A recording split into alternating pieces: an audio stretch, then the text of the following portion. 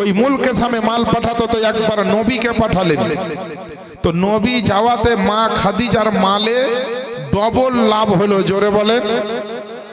মা খাদিজা দেখছেন ছাদের উপর থেকে তো নবী আসছেন, তো যেখান দিয়ে নবী হাঁটছেন ওই জায়গাটাতে রোদ পড়ছে না, একটা মেঘের আভা এসে নবীকে ছাওয়া করছে। মা খাদিজা কিন্তু দেখে চিন্তিত হলেন যে আল্লাহ, এই অল্প দিনে আমার এই মাল নিয়ে গিয়ে এত তাড়াতাড়ি ঘুরে এলো, এত লাভ হলো, আবার ছেলেটার ব্যাপারে দেখছি যে এত অলৌকিক কিছু ঘটনা দেখতে পাওয়া যাচ্ছে। আস্তে আস্তে নবীর ওপরে মোহাব্বত ভালোবাসা তৈরি হলো মা খাদিজার। নবীর সঙ্গে বিয়ে হয়েছিল মা খাদিজার।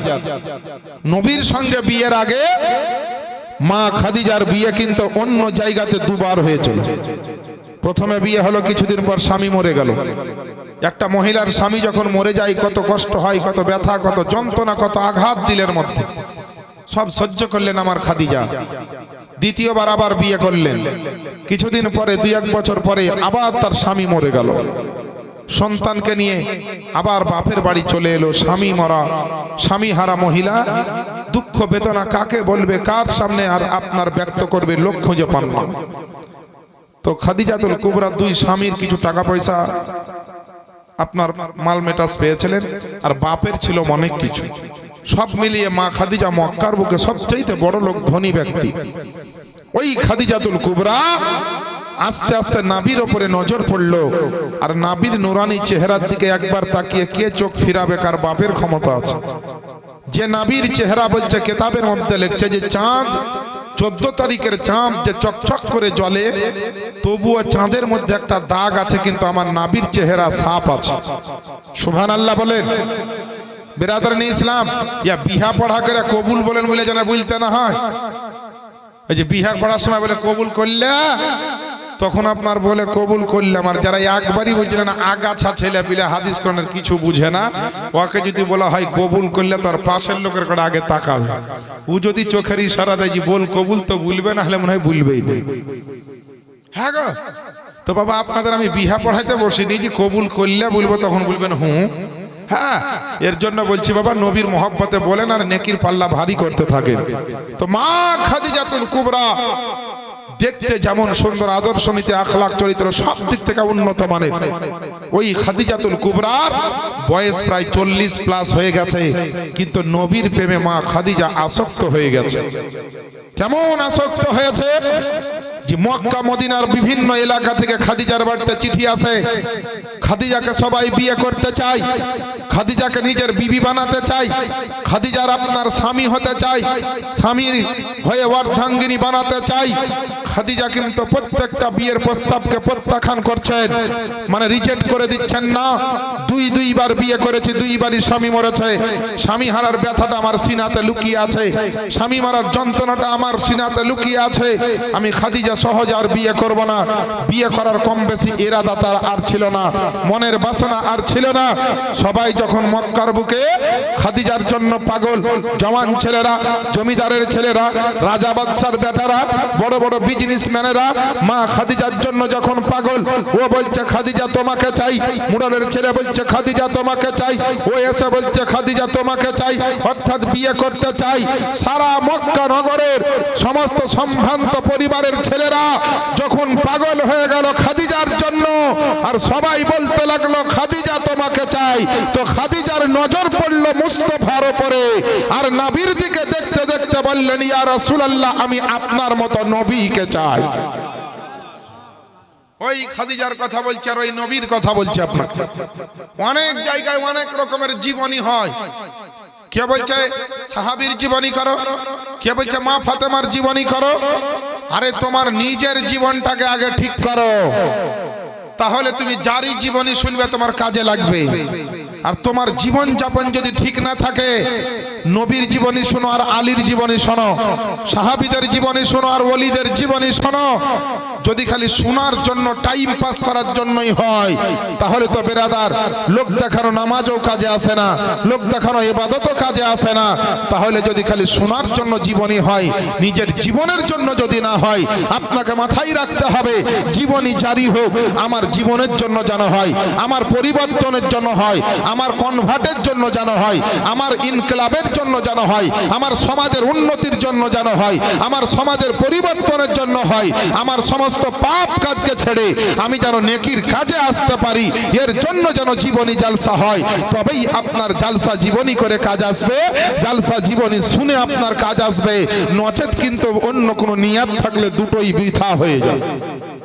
কিছু নগদ কথা শুনে যান বাবা, কিছু নগদ কথা শুনেন, বাকিতে আর কথা বলি না। অনেক বক্তা বাকি কথা বলে, কিন্তু আমি বাকি কথা বলি না, যা বলবো বুক ফুলিয়ে ডারসে নগদ কথাই বলবো। আমার বাপজিরা, ভাইরা, আমার মা বোনেরা, যে খাদিজার নিয়াত ছিল যে আমি আর জীবনে কোনোদিন বিয়ে করব না, দুইটা স্বামী ইন্তেকাল করেছে, 2 মাস 4 মাস 6 মাস করে এখনো কেঁদে কেঁদে মা খাদিজা দিন রাত্রি কাটিয়ে যায়। যেই খাদিজা আপনার এখনো স্বামী হারার ব্যথা, স্বামী হারার যন্ত্রণা, যে খাদিজা আপনার ভুলতে পারেনি, যেই খাদিজা আপনার রাত্রের পরে রাত স্বামীর জন্য কেঁদেছে, দিনের পরে দিন স্বামীর ব্যথাতে আপনার ব্যথিত হয়ে দিন কাটিয়েছে, ওই খাদিজাতুল কুবরা আমার আপনার নবীকে দেখলেন তো নবীর নুরানি চেহারা খানা দেখে, নবীর নুরানি আদর্শ খানা দেখে আপনার খাদিজার মন পাগল হতে লাগলো। খাদিজা আপনার আমার নবীর প্রেমে আসক্ত হলো।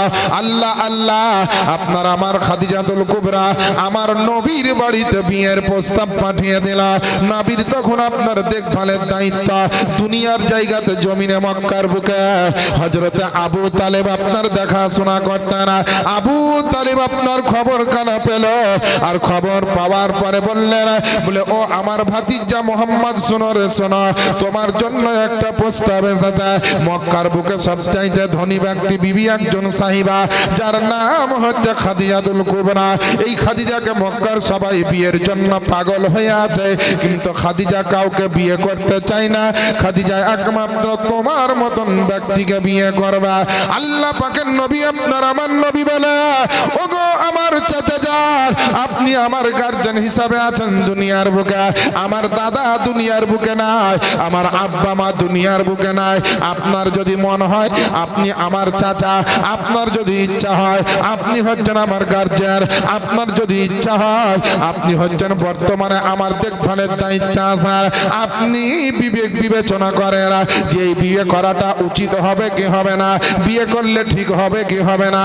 এ মুসলমান বাপজিরা, ভাইরা, আজকেও আপনার গার্জেন আছে এমন কিছু মানুষ যে বাপ মা যেখানে বিবাহ ঠিক করে ছেলে মেয়ে সেখানেই বিয়ে করে, কিন্তু বড় দুঃখের বিষয় রে বাপজিরা, ভাইরা, আপনারা আমরা সকলে বুক ফুলিয়ে বলে দুনিয়াতে শিক্ষার উন্নতি হয়েছে, দুনিয়াতে কম্পিউটার শিক্ষা হচ্ছে, পৃথিবীর বুকে আপনার প্রত্যেক বাড়িতে আপনার উচ্চ মাধ্যমিক বিএ এমএ পাস ছেলে মেয়ে পাওয়া যায়, বলে শিক্ষার আপনার উন্নতি হয়েছে। কিন্তু এমন শিক্ষার উন্নতি হয়েছে যে বাপের ঘাড়ের ওপরে চেপে নিজের মন মতো বনিয়ে বাড়ি আসছে। কথা ঠিক কিনা বলেন? এরকম অনেক আছে, সবারই ক্ষেত্রে মিলবে না কথাটা, তবে 100টার মধ্যে 80টাই মিলবে দেখবেন। আর 5 বছর দাঁড়ানো 100তে 100ই মিলে যাবে। মুসলমান মায়েরা বোনেরা, আমার বাপজিরা, ভাইরা, আল্লাহ পাকের নবী যেই বিশ্ব নবী দুনিয়ার বুকে দাঁড়িয়ে দাঁড়িয়ে আপনার হাতের তলার মতো সারা বিশ্ব জগৎটাকে আপনার দেখতে পেত, যেই নবী মুস্তাফা মসজিদে নববীর আপনার মেম্বারে দাঁড়িয়ে আল্লাহর ফেরেশতাদের পায়ের আওয়াজ শুনতে পেত না, ওই নবী মুস্তাফা তবুও বলছেন গার্জেনের দরকার আছে, তবুও নবী বলছেন বিবেক বিবেচনার দরকার আছে। বিয়ে করলে আপনার এমনি এমনি বিয়ে করা হয় না, হয় ভালো আদর্শ নীতি আখলাক চরিত্রওয়ালা মহিলাকে বিয়ে করতে হবে, আর যে মহিলা বিয়ে করবে তাকেও আপনার কয়েকটা জিনিস দেখতে হবে।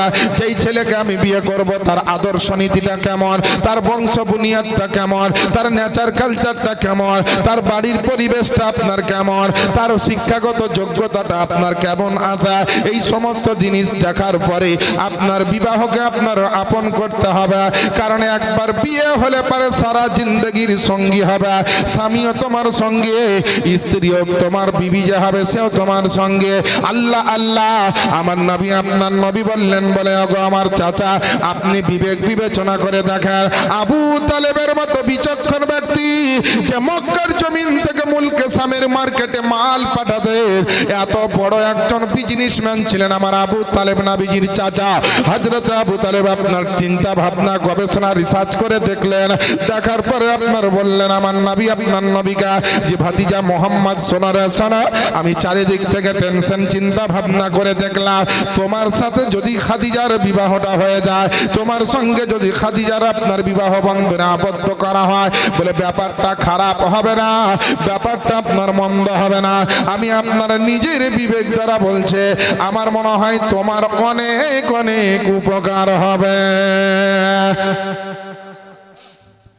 আপনার আবু তালেব যখন বললেন, নবী এক কথা দিয়ে বললেন রাজি। এখনকার কোন ছেলে আছো একটা উঠে দাঁড়াও তো, 22 বছরের জোয়ান।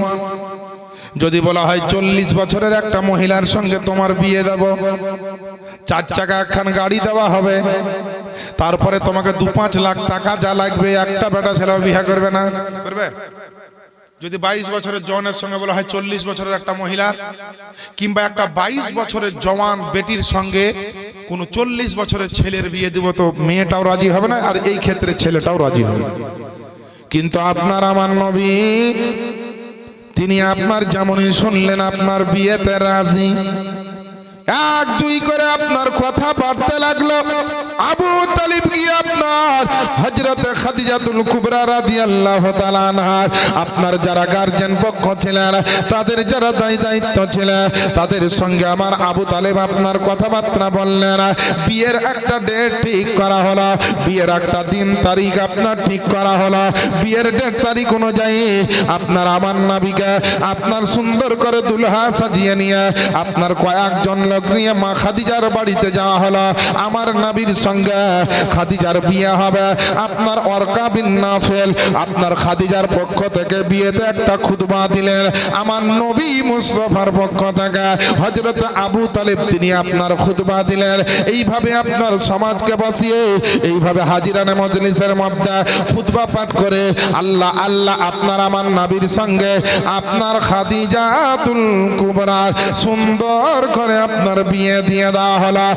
আজ মুসলমান পৃথিবীর জমিনে যার যেমন টাকা পয়সা আছে, বিয়েতে তার তেমন প্যান্ডেল হয়, তারপরে বিয়েতে তার তেমন ভাবে আপনার খানা পানি হয়, লোকজনের আয়োজন হয়। আল্লাহ আল্লাহ, আমার নবী আপনার নবীর পবিত্র বিবাহটা আপনার কয়েকটা উট জবাই করে আপনার খাদিজাতুল কুবরার পক্ষ থেকে হাজিরানে মজলিসের এবং আত্মীয় স্বজনের মানুষকে আপনার খাওয়ানো হয়েছিল। খাদিজাতুল কুবরার সঙ্গে আপনার আমার নবীর বিবাহ করা হলো, বিবাহ আপনার দিয়ে দেওয়া হলো। যখন বিবাহটা আপনার কমপ্লিট হয়ে গেল, আল্লাহর নবীর সঙ্গে মা খাদিজাতুল কুবরা মক্কার জমিনে আমার নবীর ঘরে আবু তালেবের বাড়িতে আমার বিশ্ব নবী যখন আসতে আরম্ভ করলেন বা আসলেন, আসার পরে আপনার মক্কাতে যান নিজের বাড়িতে আপনার হাজির হলেন। যখন 2 দিন 4 দিনের ভিতরে গোটা মক্কার জমিনে আপনার ছড়িয়ে গেল যে খাদিজা বিরাট বড় লোক ছিল, যেই খাদিজা আপনার এত উন্নত মানের একটা ব্যবসায়িক মানুষ ছিল, ওই খাদিজাকে মক্কার বড় লোকের ছেলেরা বিয়ের জন্য পাগল হয়েছিল। ওই খাদিজা আর জগতের বুকে তার বিয়ে কমপ্লিট হয়ে গেল। ওই খাদিজার বিবাহ আর আপনার বেঁধে নাই, থেমে নাই, বলে খাদিজা হযরত মুহাম্মদ সাল্লাল্লাহু তাআলা আলাইহি ওয়াসাল্লামকে আপনার গত কয়েকদিন আগে আপনার বিয়ে করে নিয়েছে। বড় লোকের ছেলেরা যত আপনার জমিদারের ছেলেরা ছিল, সবাই মিলে আপনার আক্রোশ প্রকাশ করতে লাগলো, বিদ্বেষমূলক কথাবার্তা আপনার বর্ণনা করতে লাগলো, চারিদিকে আপনার বলতে লাগলো। খাদিজাকে আপনার যার সঙ্গে দেখা হয়ে যায়, খাদিজাকে আপনার টিটকারি মেরে বলে, খাদিজাকে আপনার অপমান অপদস্থর জন্য বলে, ওগো খাদিজা, দুনিয়ার বুকে আজকে মক্কার জমি জমিনে তোমার একটা চারিদিকে নাম সুনাম আছে, চারিদিকে তোমার একটা নাম ডাকা যায়, তুমি বিরাট বড় টাকা পয়সাওয়ালা মানো, তোমার কোনো জিনিসের অভাব নাই, তোমার রূপ যৌবন খুব সুন্দর, আল্লাহ আল্লাহ তোমার চারিত্রিক দিকটাও ভালো আছে, সব দিক থেকে আল্লাহ পাক তোমাকে উপযুক্ত বানিয়েছে, কিন্তু তুমি দুনিয়ার বুকে এত বড় লোক হওয়ার পরে, এত টাকা পয়সাওয়ালা হওয়ার পরে আজকে তুমি এমন একটা লোককে বিয়ে করলে যার আপনার নিজের দুনিয়ার বুকে বাপ নাই, যার আপনার দুনিয়ার বুকে মা নাই, যার দুনিয়ার বুকে দাদা দাদি পর্যন্ত নাই, যার আপনার থাকার জন্য নিজের একখানা ঘর নাই, যে আপনার নিজের চাচা আবু তালেবের বাড়িতে থাকে।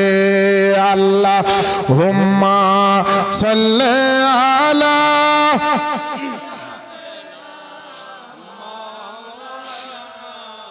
মুহাম্মাদ ওয়ালা মাওলানা মুহাম্মাদ সাল্লি আলা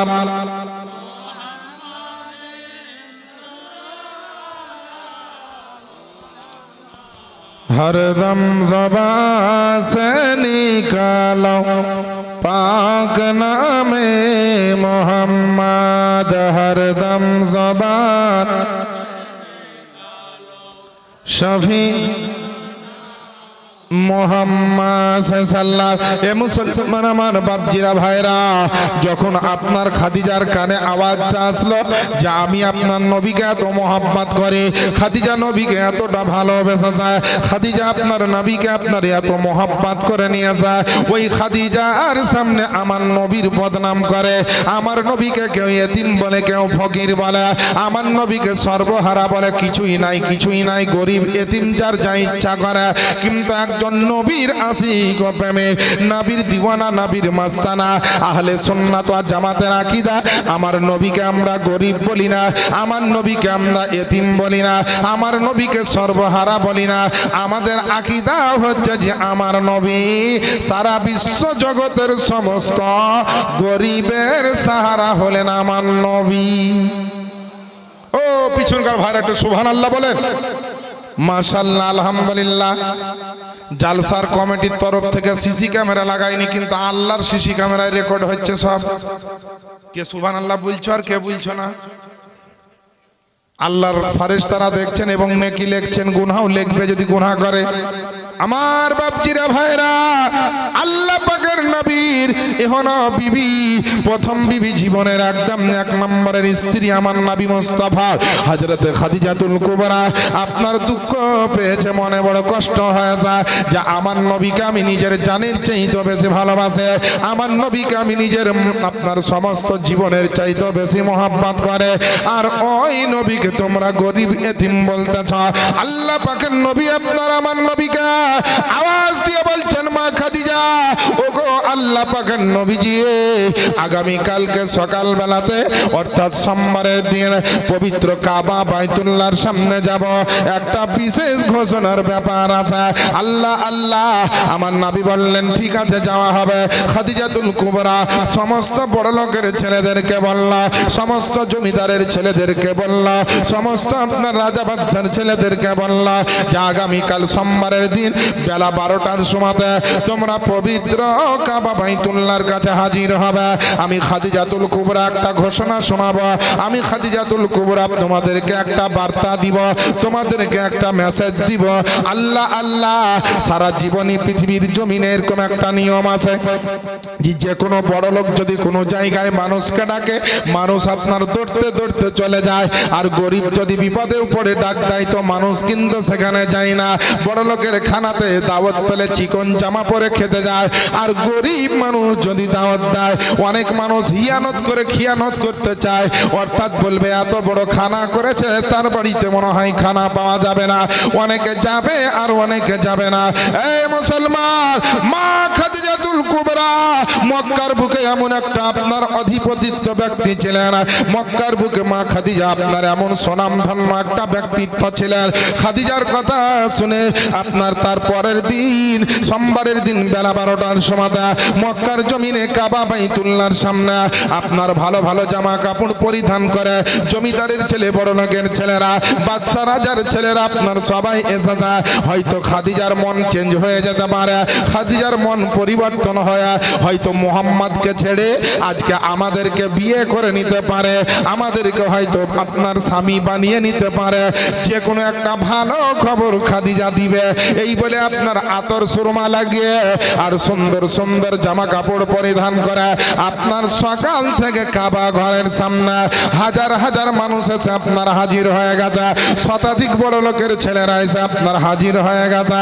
একটু পরে আপনার আমার নবীকে নিয়ে আল্লাহ আল্লাহ আমার খাদিজাতুল কুবরা মা খাদিজাতুল কুবরা আপনার এক পা দুই পা করে আপনার মক্কার জমিনে পবিত্র কাবা বাইতুল্লাহর কাছে হাজির হলেন। আল্লাহ পাকের নবী আপনার আমার নবী, আমার দয়ার নবী, মায়ান নবী, রহমতের নবী, ইলমে গায়েবের সংবাদদাতা নবী, হায়াতুন নবী, জিন্দা নবী যাওয়ার পরে দেখছে এতগুলা মানুষ কেন দাঁড়িয়ে আছে। খাদিজাকে আপনার আমার নবীজি আপনার জিজ্ঞেস করে, বলে খাদিজা, বলে তুমি তো আমাকে বললে কাবা শরীফের সামনে যেতে হবে, আমি তোমার সঙ্গে কাবা বাইতুল্লাহর কাছে এসেছে, কিন্তু তুমি তো এটা বলনি যে আজকে এখানে এতটা লোকজন থাকবে, এই লোকজনকে কেন আপনার ডাকা হয়েছে কিংবা কি কারণে আপনার ডাকা হয়েছে।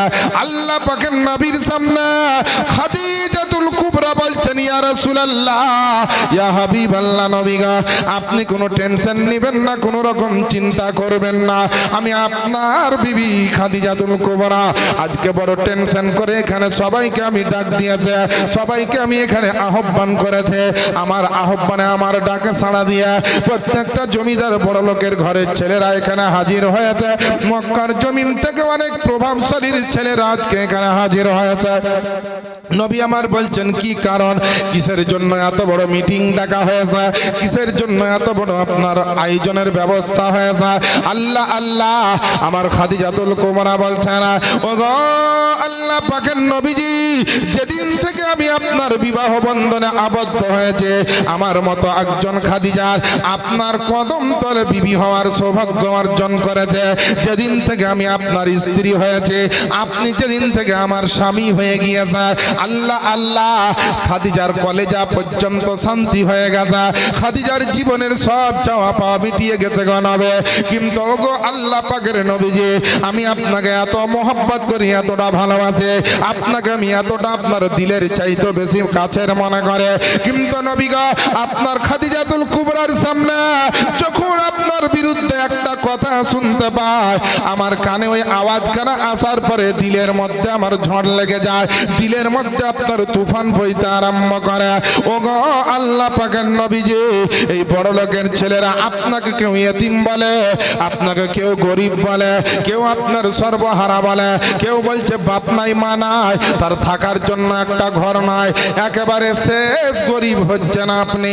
এই কথা আপনার মক্কার এই ইহুদি নাসারারা বলতে আসা, মক্কার বুকে এই সমস্ত মাজুসি ধর্মের মানুষগুলা বলতে আসা। আল্লাহর নবী গো, আজকে সবারই সামনে আমি একটা জিনিস ঘোষণা করতে চাই। খাদিজা আওয়াজ দিয়ে বলল, বলে শোনো রে শোনো, তোমরা যেই নবীকে গরিব মনে করো, যেই নবীকে ইতিম মনে করো, যেই নবীর কিছু নাই মনে করো, আমি আল্লাহ পাকের নবীর হয়ে তোমাদেরকে বলে, নবীকে গরিব ইতিম মনে করিও না। সারা দুনিয়ার বুকে কিয়ামত পর্যন্ত যত ইতিম গরিব আসবে, সবারই সাহারা হবে না আমার নবী। আল্লাহু আকবার, ইয়া রাসূলুল্লাহ, জিন্দাবাদ, আল্লাহু আকবার, ইয়া রাসূলুল্লাহ। বিরাদার, খাদিজা বলছো, ও মক্কার ছেলেরা, তোমরা নবীকে গরিব ভাবছো? নবী গরিব নয়। কিতাবের মধ্যে লেখা আছে যে আল্লাহর রাসূল রাস্তা দিয়ে চলছে, তো উহুদ পাহাড় থেকে আওয়াজ আসছে নবীর জন্য, উহুদ পাহাড় নবীকে সালাম দিচ্ছেন আর আরজ করছেন, তো বিশ্ব নবী সালামের উত্তর দিয়ে বলছেন, উহুদ পাহাড় কি চাই বলো।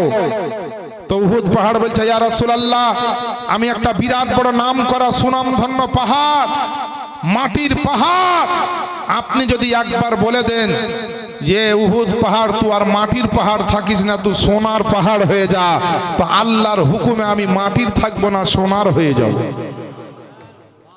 আমার নবী বলছেন তোকে আমি বললাম যে মাটির পাহাড় থাকতে হবে না, সোনার পাহাড় হয়ে যাবে।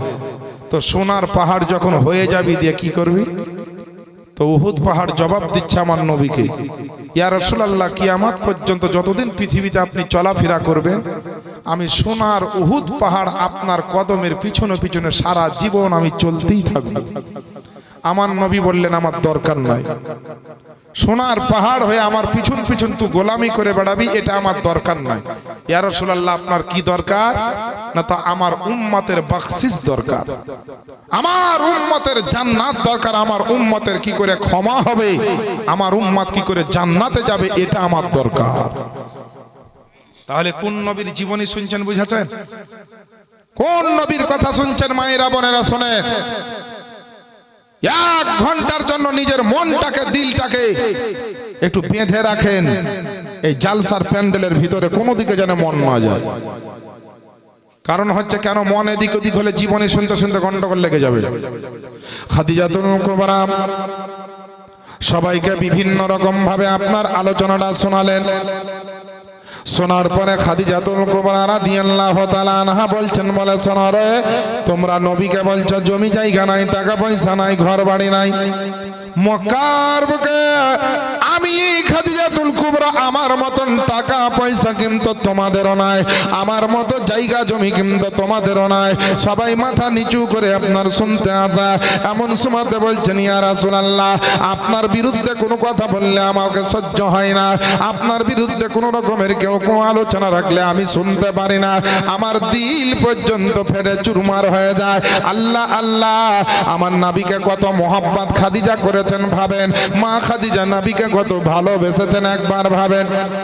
আল্লাহ পাকের নবী আপনার আমার নবীর সামনে খাদিজাতুল কুবরা বললেন, এ মক্কার ছেলেরা শোনো রে শোনো, এ মক্কায় সমস্ত জমিদার বড় লোকের সন্তানেরা শোনো রে শোনো, আমি খাদিজা আমার জীবনে যা কিছু আছে, যত টাকা পয়সা আছে, যত আপনার সোনা চাঁদি আছে, যত আপনার ঘর বাড়ি বাড়ি দালান আছে, আমার ব্যবসা বাণিজ্য সমস্ত কিছু, আমার আসবাব অ্যাসেট যা আছে, আমি আজকে আল্লাহর পবিত্র কাবা ঘরের সামনে দাঁড়িয়ে তোমাদেরকে সাক্ষী রেখে আমার সমস্ত জিনিস আমি আমার নবী মুস্তাফার নামে দিয়ে দিলাম। একটু জোরে বলেন না, আর একটু নবীর মোহাব্বতে বলেন না। এ মুসলমান, যেমনই আপনার এই কথা খাদিজাতুল কুবরা বলেছে, সমস্ত বড়লোক জমিদারের ছেলেরা নিজের মাথাটাকে নিচু করে নিল লজ্জাতে, যে আর তো নবীকে গরিব বলা যাবে না, আর তো নবীকে সর্বহারা বলা যাবে না, কারণ খাদিজা ছিলেন এক নম্বরের বড়লোক মক্কার বুকে, আর আজকে খাদিজার সব মাল বিশ্ব নবীর নামে দিয়ে দিল। তাহলে নবীর চাইতে বড়লোক আর মক্কা জমিনের বুকে আর এখন বর্তমান কেউ নাই। আল্লাহ পাকের নবী আপনার আমার নবী বলছে, ওগো আমার খাদিজা, তোমার জীবনের সমস্ত কিছু আমার জন্য দিয়ে দিলে, আমার নামে তুমি কেন আপনার উইল করে দিলে, আমার নামে কেন তুমি আজকে আপনার দিয়ে দান করে দিলে? আল্লাহ আল্লাহ, একটু তোমার জন্য কিছু রাখলে না? আল্লাহ পাকের নবীর পা দুখানি ধরে খাদিজাতুল কুবরা আর থামতে পারেন না, মোহাব্বতের নজারা খাদিজার আপনার চোখ দিয়ে ঝরঝর করে পানি ঝরতে লাগলো। কাঁদতে কাঁদতে খাদিজাতুল কুবরা বলছেন, ইয়া রাসূলুল্লাহ আমার টাকা পয়সার চাইতে, ধন দৌলত জমি জায়গার চাইতে আল্লাহ পাক এমন একটা নিয়ামত আমাকে দিয়ে দিয়েছে, আল্লাহ পাক এমন রহমতের দায়রায় জায়গা করে দিয়েছে, আপনার মতো নবীর কদমে থাকলে দুনিয়ার কোনো সম্পদ দরকার হবে না। বলে নবী যার আছে সারা জগতের সমস্ত খাজানা তারই আছে। বলে সব চাইতে দামি জিনিস আমি পেয়েছে।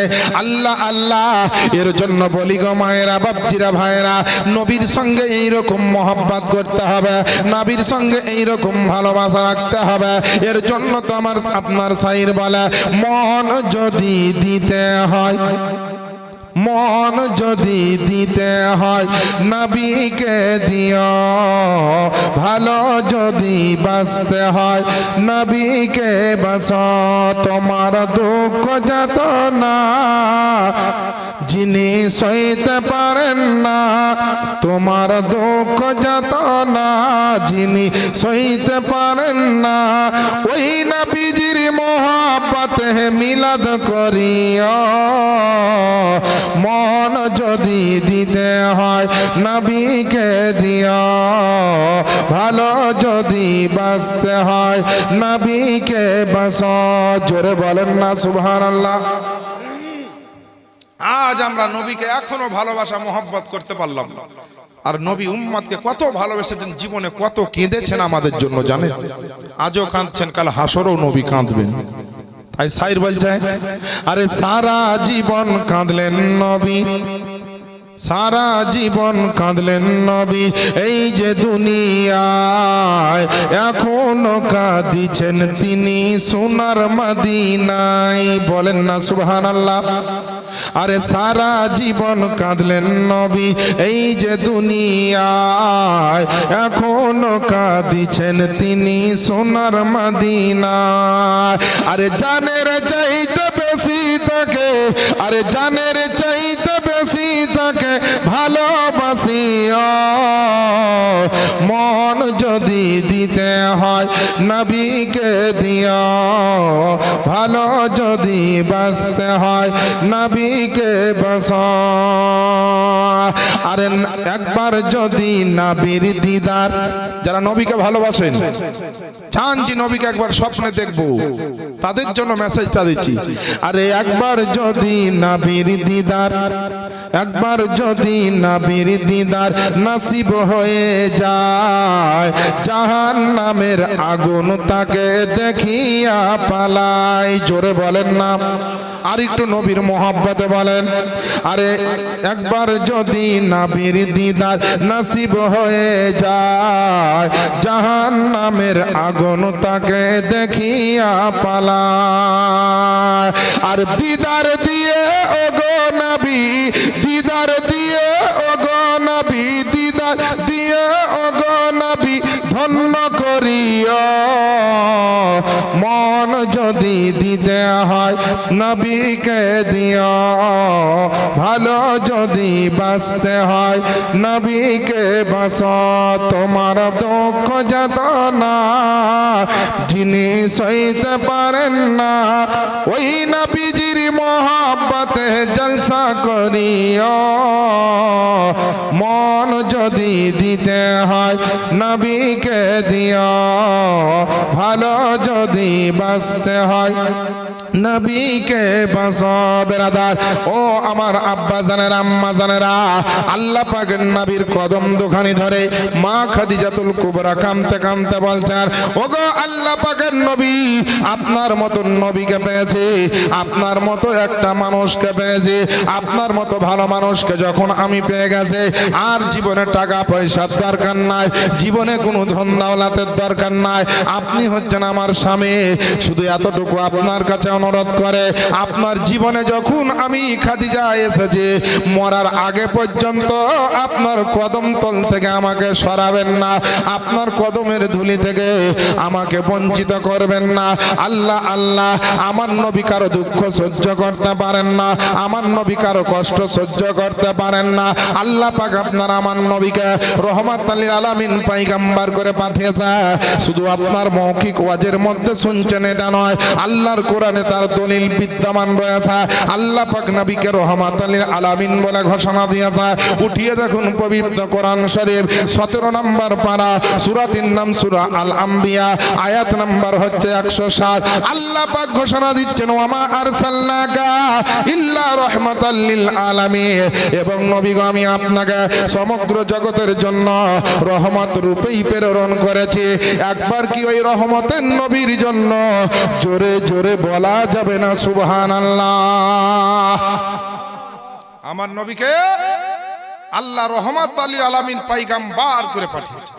নবীর রহমত কত দূর নিয়ে কিতাবের মধ্যে লিখছে, আমার আল্লাহ পাক বলছেন, হাবিব সারা জগতের বুকে আমার সৃষ্টি জগৎ যত দূর নিয়ে, আল্লাহ বলেন আমার সৃষ্টি জগৎ যত দূর নিয়ে নবী গো আপনার রহমত হচ্ছে তত দূর নিয়ে।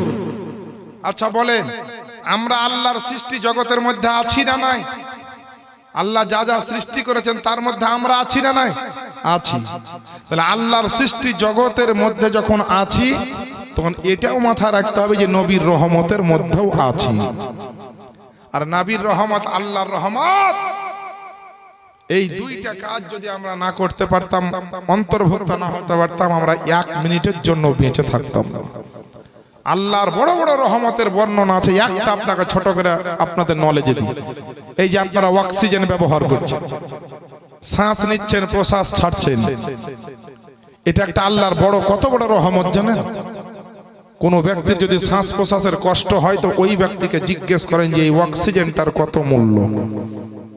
একটা মানুষ যদি অসুস্থ হয়ে যায়, বড় বড় হসপিটাল কিংবা নার্সিং হোমে যদি তার অক্সিজেন চলে 10 ঘন্টা 5 ঘন্টাতে দেখবেন কত টাকা বিল হয়। বলে অক্সিজেন চলেছে একদিনে 6,000, 8,000, 10,000 টাকা বিল।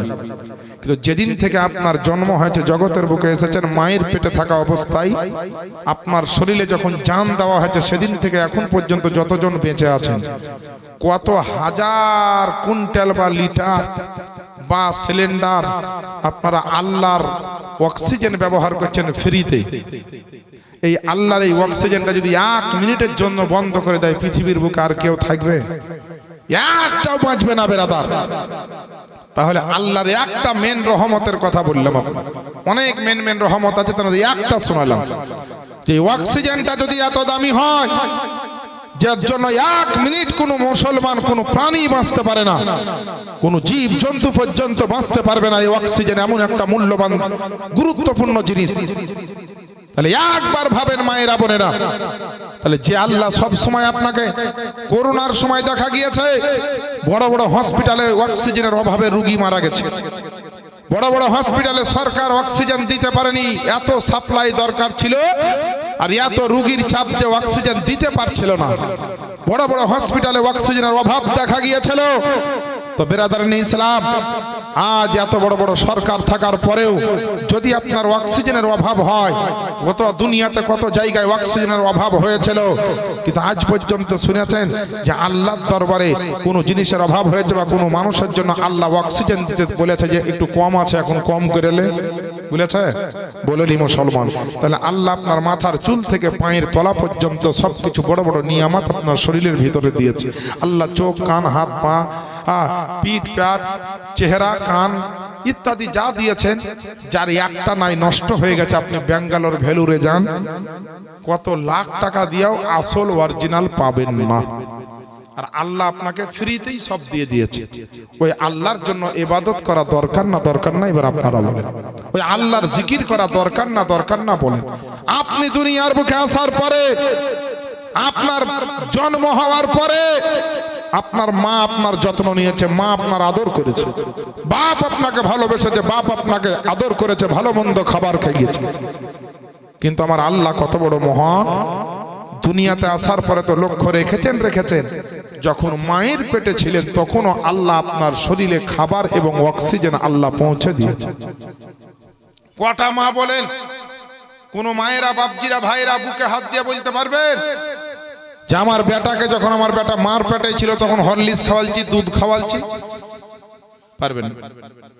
তাহলে কি খেয়ে বেঁচেছিল? কার দয়ায় বেঁচেছিল? কার রহমতে বেঁচেছিল? আমার আল্লাহ পাকের দয়াতে, আল্লাহ পাকের রহমতে, আল্লাহর দেওয়া খাবারে। ছেলেটার যেন কোন রকমের অসুবিধা না হয় তার জন্য আল্লাহ পাইপ সিস্টেম, মায়ের নাভির সঙ্গে ছেলের নাভির কানেকশন দিয়ে, নাভির মাধ্যম দিয়ে আল্লাহ তার প্রয়োজনের খাবারটা আল্লাহ ওখানে দিয়ে দিয়েছে। চিন্তা করেছে? ওই আল্লাহ নিয়ে ভেবেছে যে আল্লাহ কত বড় দয়ালু দাতা। কে ছেলের মা হয়েছেন, কে ছেলের বাপ হয়েছেন, কে বিবি হয়েছেন, কে স্বামী হয়েছেন, কে বাপ হয়েছেন, কে মা হয়েছেন, কে শ্বশুর হয়েছেন, কে শাশুড়ি হয়েছেন, কে দাদা হয়েছেন, কে দাদি হয়েছেন, কে নানা হয়েছেন, কে নানি হয়েছেন। কিন্তু কসম খোদার করে বলি, সারা জগতের সাহায্য বন্ধ হলো, আমার আল্লাহর সাহায্য বন্ধ হয়নি, আর কিয়ামতের আগে পর্যন্ত বন্ধ হবে না। এই সাহায্য যদি নিতে হয় তো মুমিন হয়ে যাও, মুমিন হয়ে যাও। আর মুমিন যদি না হইতে পারো, টাকার জোরে বেশি দিন চলবে, টাকার জোরে বেশি দিন চলবে না, লাঠির জোরে বেশি দিন চলা যাবে না, ক্ষমতার জোরে বেশি দিন চলা যাবে না। আজ আছে কাল আপনার ক্ষমতা নাও থাকতে পারে, টাকা পয়সাও ঠিক তেমনই, শরীরের ক্ষমতা শক্তিও তাই, কিন্তু আল্লাহর রহমত যার সঙ্গে থাকবে সে জগতেও সারা জীবন চলবে, কাল আখিরাতেও তার গাড়ির চাকা চাঁ চাঁ করে চলবে। আমার পাশে দেখার মাওলানা শামিউল ইসলাম রেজভী সাহেব কিবলা মাদ্দাজিল্লাহুল আলী, খুব যোগ্য আলেমে দ্বীন বসে আছেন। জিজ্ঞেস করবে, আপনাদের গ্রামেরই ছেলে, গ্রামেরই সন্তান, গ্রামের গৌরব, যোগ্য আলেমে দ্বীন, আমার খুব কাছের লোক। ওনারা বড় বড়, আমরা তখন ছোট, হাত ধরে আমাদেরকে মানুষ করেছে। আজ আমার সৌভাগ্য তার গ্রামে, তার বাড়ির পাশে, তার স্টেজে সাজ আমি বক্তব্য রাখছি।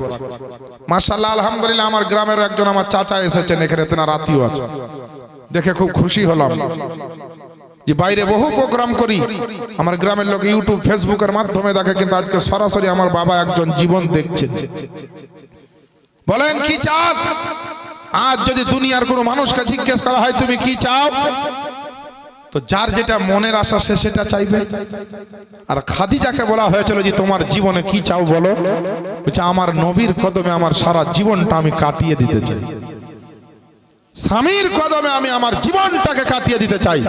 এই মহিলারা, মা বোনেরা, স্বামীর পাইরবি করো, স্বামীর খিদমত করো, স্বামীর মোহব্বত করো, স্বামীর সেবা যত্ন করো, স্বামীকে খুশি রাখো, তোমার উপর আল্লাহ খুশি থাকবে। স্বামীর মোহব্বত করো, তোমাকে রাসূল মোহব্বত করবে। তোমার যা প্রয়োজন হবে কোন অফিসে গিয়ে নয়, কোন নেতার কাছে গিয়ে নয়, তুমি যাই নামাজ বিছিয়ে দিয়ে তাহাজ্জুদের নামাজ পড়ে যাই নামাজে বসে চাও, দেখবে যে জিনিসটা মেম্বার দিতে পারেনি, যে জিনিসটা প্রধান দিতে পারেনি, যে জিনিসটা এমএলএ এমপি দিতে পারেনি, যে জিনিসটা দেশের সরকার দিতে পারেনি, যে জিনিসটা দুনিয়ার কোনো মানুষ দিতে পারেনি, কসম খোদার, নবীর সঙ্গে কানেকশন যদি হয়ে যায় তো মুস্তাফা আমার মদিনা ওয়ালা আল্লাহর দরবার থেকে কালেকশন করে তোমার পর্যন্ত পৌঁছে দিবে। আজ কোথায় আছে মুসলমান? জাগান, অন্তরটাকে জাগান, না ঘুমিয়ে ঘুমাবার বাহানা বা ভান করিয়েন না। যদি সত্যি কেউ ঘুমিয়ে থাকে ওকে আওয়াজ দিয়ে জাগানো সম্ভব, আর কেউ যদি না ঘুমায়, ঘুমানোর বাহানা করে, তো জানছে যে আমি ঘুমাইনি, আমাকে ডাকছে, আমি উঠবো না। তো সত্যিকারই ঘুমাননি মুসলমান, দুনিয়ার ওয়াসওয়াসায় পড়ে, মায়া মমতায় পড়ে, ধন দৌলতের হোক আর যে কোনো কারণেই হোক, আজ মুসলমান ঘুমিয়ে গেছে। মুসলমান কতকাল ঘুমিয়ে থাকবে? মুসলমান কতদিন আপনার এইভাবে অচেতন থাকবেন? কবে নামাজ রোজা হজ যাকাত শিখবেন? কবরের কথা কবে ভাববেন? হাসরের কথাটা আপনি কবে ভাববেন? দুনিয়া থেকে আপনি কি নিয়ে যাবেন আখিরাতে, এই কথাটা আপনি কবে ভাববেন? এখন যদি একটা 50 বছরের কোনো বাবা জীবনকে শিবনগর থেকে বলা হয়, ডিএম অফিস বা আপনার রাজ্য দপ্তরের কোনো অফিস থেকে বলা হয় যে আব্দুর রহমান সাহেবকে শিবনগর থেকে চলে যেতে হবে, সারা জীবনের মতো এখানে আর জায়গা বাড়ি গাড়ি সব বিলুপ্ত করা হলো, কেমন লাগবে? ও কেঁদে মরে যাবে, রাত্রে ঘুম হবে না, বিবি বাচ্চা নিয়ে কোথায় যাব? আল্লাহ, কোথায় যাব? আমাকে তো ছেড়ে দিতে হবে, গ্রাম ছাড়তে হবে, বাড়ি ছাড়তে হবে, আত্মীয় স্বজন ছেড়ে দিতে হবে, কিন্তু সে মরবে না, তাও বেঁচে থাকবে। তো যদি একটা আপনার কোর্টের বর্ডারে নিজের বাড়ি ছাড়ার কারণে যদি রাত্রের ঘুম হারাম হয়, 5 থেকে 1400 বছর আগে আল্লাহ পাক বলেছেন কুল্লু নাফসিন যায়কাতুল মাউত।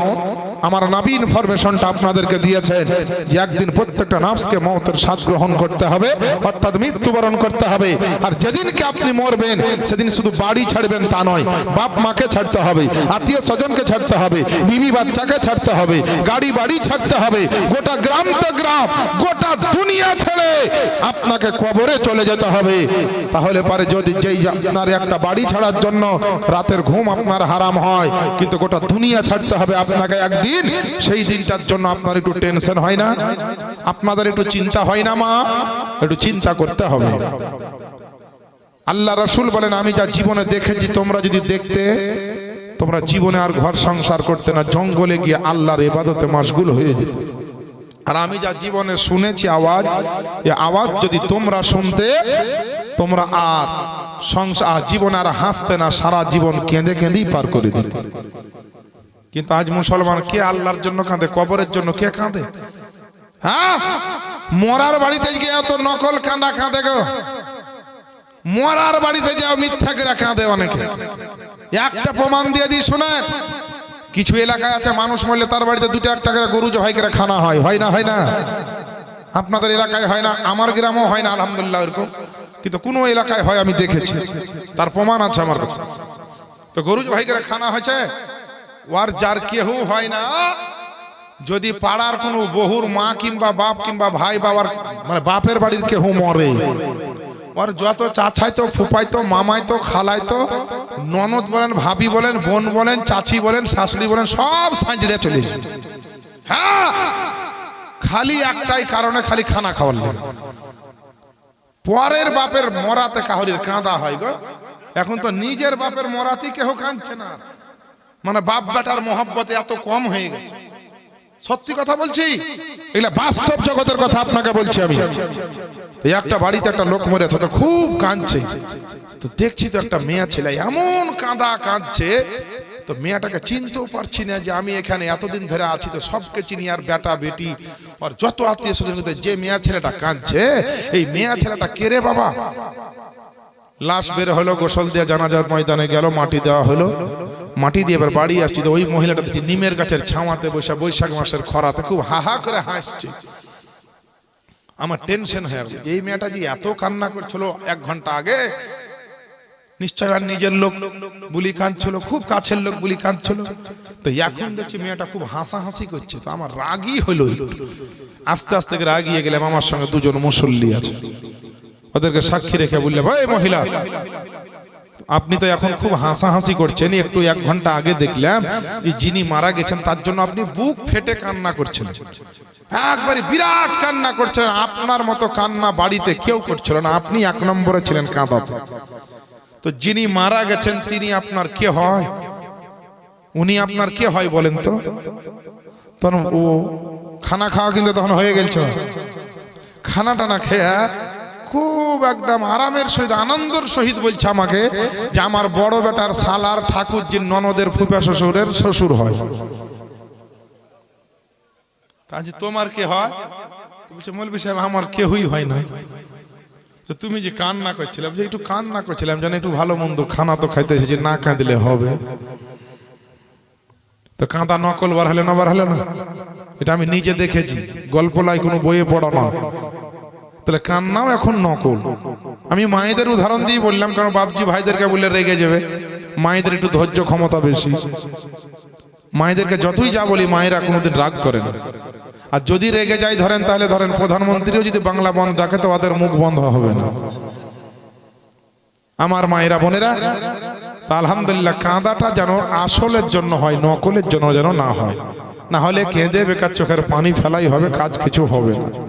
মিথ্যা মিছে কাঁদিয়েন না, আর না ঘুমিয়ে জেগে জেগে কেউ ঘুমায়েন না, একটু জাগার চেষ্টা করেন, একটু জাগার চেষ্টা করেন, ঈমান আকীদাকে ঠিক করেন, নবীর মহব্বতে দিলকে ভর্তি করেন, দিলের ময়লা হিংসা বিদ্বেষ খারাপি সবকে দূর করে দেন, দিলকে নবীর জন্য ফিদা করে দেন, দেখবেন জগতও কামিয়াবি হবেন, কাল আখিরাতেও কামিয়াবি হবেন। যাই হোক বিরাদার, এবার আপনার আমার নবীর মূল ঘটনা আবার শুরু করব, তার আগে মুখতাসার ভাবে একবার দুরূদ নাযিল হবে। আল্লাহুম্মা সাল্লি আলা